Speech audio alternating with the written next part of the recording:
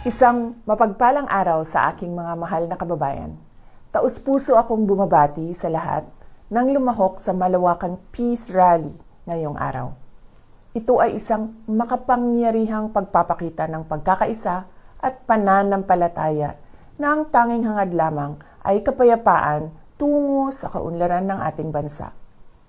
Nagpapasalamat ako sa ating mga kapatid sa Iglesia ni Cristo sa inyong patuloy na pagsisikap na maghatid ng pagkakaunawaan at pagkakaisa sa ating mga kababayan.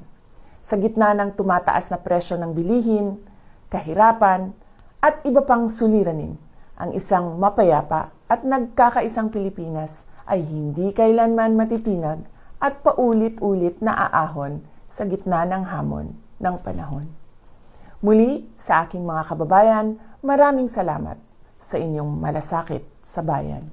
Mabuhay